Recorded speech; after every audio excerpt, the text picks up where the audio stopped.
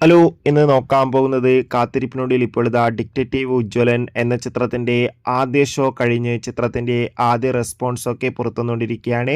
ആ ഒരു അപ്ഡേഷനാണ്. വീഡിയോയിലേക്ക് മുൻപ് വീഡിയോ ലൈക്ക് ചെയ്യുക, ചാനൽ സബ്സ്ക്രൈബ് ചെയ്യുക.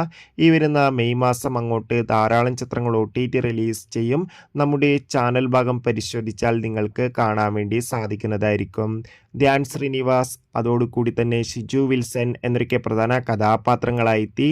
ഇന്ന് റിലീസിനെത്തിയ ചിത്രമായിരുന്നു detective Ujjwalan.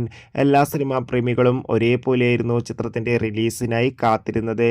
Finally detective Ujjwalan എന്ന ചിത്രത്തിൻ്റെ ആദ്യ ഷോ ഇപ്പോൾ ഇതാ കേരളത്തിലെ വിവിധ തിയേറ്ററുകളിൽ ആരംഭിച്ച് ചിത്രത്തിൻ്റെ ഫസ്റ്റ് ഹാഫ് റെസ്പോൺസൊക്കെ പുറത്തുവന്നിരിക്കുകയാണ്.